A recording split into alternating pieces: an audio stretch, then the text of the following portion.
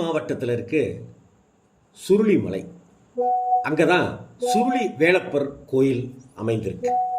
போகர் சித்தருடைய குரு காளாங்கி சித்தர் பன்னெடுங்காலம் தவம் செய்த ஒப்பற்ற உன்னதமான பூமி இது. இங்கே உள்ள மலையை சுருளிமலைன்னு தான் சொல்லுவாங்க. இந்த சுருளிமலையில் 300க்கும் மேற்பட்ட சின்ன சின்னதான குகைகள் இருக்குது. அதில் ரிஷிகள், தேவர்கள், சித்த புருஷர்கள் அப்படின்னு அந்த குகைக்குள்ளார உட்கார்ந்து கொண்டு தவம் இருந்து சுருளி வேலப்பரை வழிபட்டதாக சுருளி வேலப்பருடைய ஸ்தல புராணம் தெரிவிக்குது. தேனி மாவட்டம் கம்பத்துக்கு பக்கத்தில் ஒரு 10 கிலோமீட்டர் தொலைவு போனாக்க சுருளி அருவியை நாம் பார்க்கலாம்.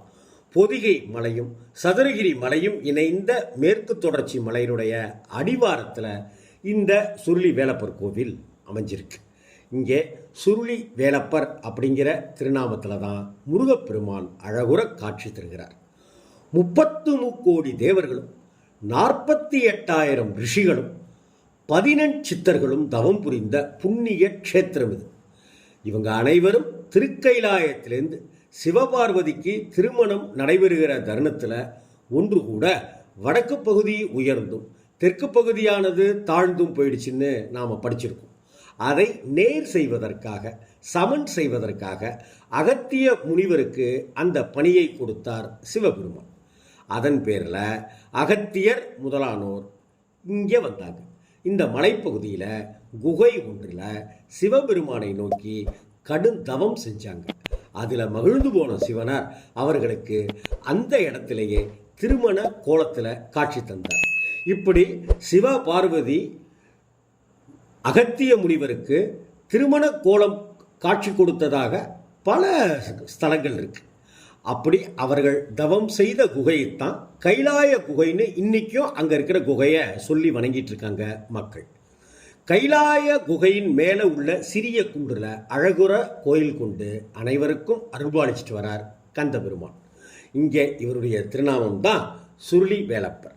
இங்கே உள்ள உதக நீரான சுருளி தீர்த்தம் நோய் தீர்க்கும் மாமருந்து அப்படின்னு சித்தர் பெருமக்கள் அடையாளம் காட்டியிருக்காங்க. தென் மாவட்டங்களில் உள்ள எந்த கோவிலில் கும்பாபிஷேகம் நடந்தாலும் இங்கே வந்து சுருளி தீர்த்தத்தில் நீர் எடுத்து சென்று கும்பாபிஷேகத்துக்கு பயன்படுத்துவதுங்கிறது இன்னைக்கு வரைக்கும் நடைமுறையில் இருக்கு. அதாவது போகருடைய குருவான காளாங்கி சித்தர் இங்கே 12 காலம் தவம் செய்திருக்கார். 1000 காலங்கள் தவம் செய்த பூமி இது. சித்தர்களுடைய அந்த உணர்வை, அந்த வைப்ரேஷனை இன்னைக்கு நம்மளால் உணர முடியும் அப்படின்னு பக்தர்கள் சொல்கிறாங்க.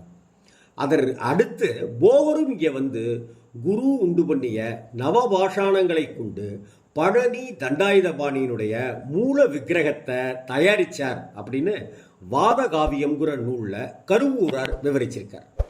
சுருளி மலையை சுற்றியே மொத்தம் 225 குகைகளுக்கு மேலே இருக்குதான்.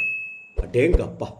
இதில் தான் ரிஷிகள், தேவர்கள், சித்த புருஷர்கள் தவம் இருந்தாங்களாம்.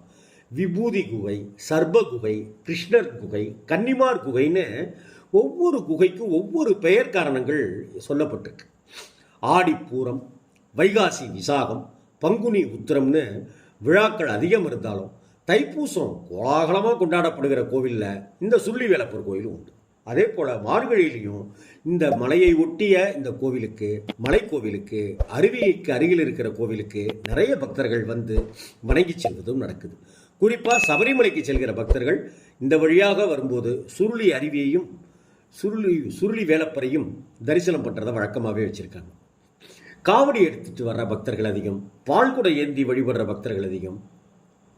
பங்குனி மாதத்தில் முழுவதுமே முருகப்பெருமானை வேண்டிக்கிறது சிறப்பு வாய்ந்த பலன்களை தரும்னு சொல்கிறாங்க. நோய் தீர்க்கிற மூலிகைகள் சூழ அருள்பாலிக்கிற சுருளி வேலப்பரை நோய் தீர்க்கும் மருத்துவராகவே தான் பார்க்குறாங்க மக்கள்.